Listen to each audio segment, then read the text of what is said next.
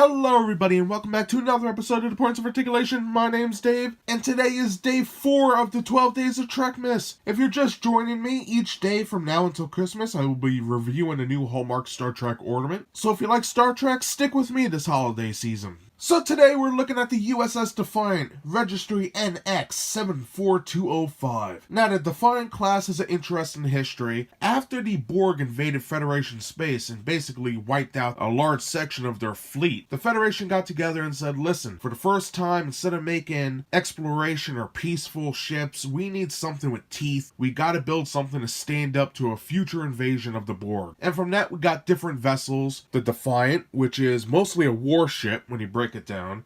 You got the Akira class, the Steamrunner class, the Norway, and of course the Sovereign Enterprise, which we'll get to later on, hopefully. But the Defiant was special because it was everything a Federation ship wasn't at the time. And for that, it was a huge fan favorite and is to this day. It had a very unique design that we weren't used to, and it did have teeth. Photon torpedoes, quantum torpedoes, phasers, phaser cannons. This bad boy had everything and even cloak. Now, before I start going on a rant, because I could just talk about these ships forever, this particular ship was first seen in Star Trek Deep Space Nine and made a great cameo in First Contact, which is probably my favorite Next Generation era film. Now this ornament was released in 1997 for roughly $24 at the time. So for the length of this vessel, it is under 4 3/4 inches long. So we do have a lot to cover. We're going to look at the mold, the paint, check out the lights, see how to hang it from a tree, and then we'll be done. So let's get moving.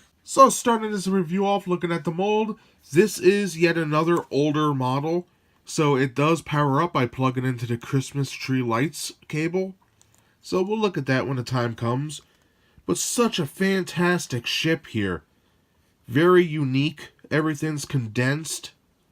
And I like it. It's one of my favorite Federation ships. Lots of nice details here. We have our ornament hook, our bridge. We have our sensors right here. Targeting sensors are located on these little triangle pieces here and right here. So that's pretty cool. Looking at our front profile, we have our deflector dish. We have our warp nacelles. Phasers and photon torpedoes located right here. These are the torpedoes. And right there is the phaser. So pretty awesome there. You can see there's 2 on this side, 2 on that side. It is just built for war. Pretty awesome. We have some translucent plastic. And just keep in mind, look at the details on this thing. Just fantastic. On the back, we have our warp nacelles again. These little red translucent pieces are the impulse engines.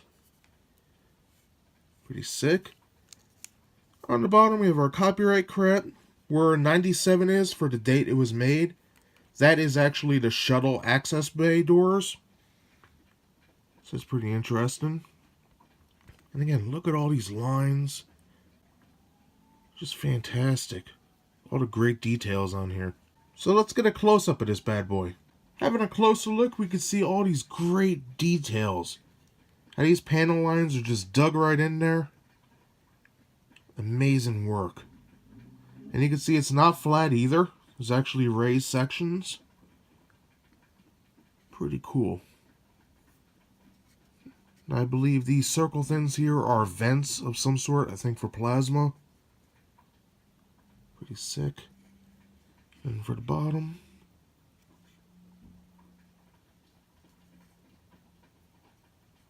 And copyright crap.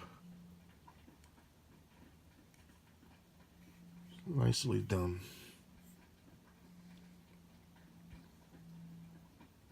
Now the translucent plastic, as you can see, is detailed. So that's pretty cool. Let me get a good shot of these warp nacelles. Nicely detailed.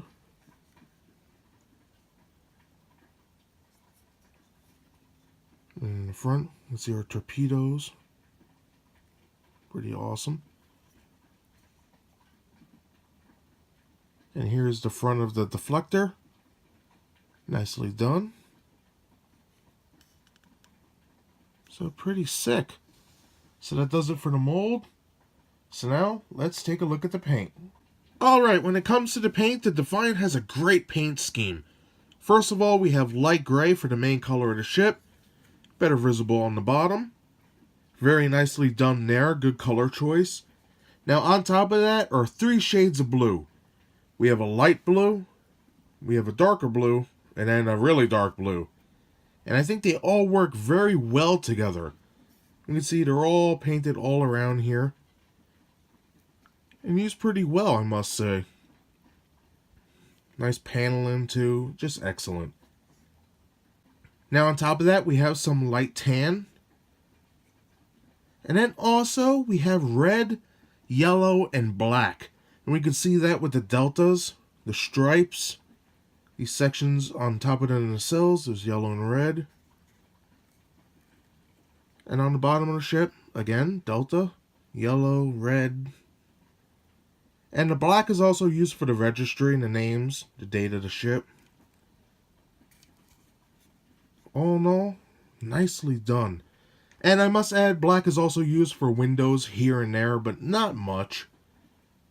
But you can see them all there. So that does it for the mold and paint. So now let's see how this baby lights up, and then we'll hang it from a tree, and we'll be done for today. Okay, I got some of my lights dimmed. Right in the back, we can see some lights blinking.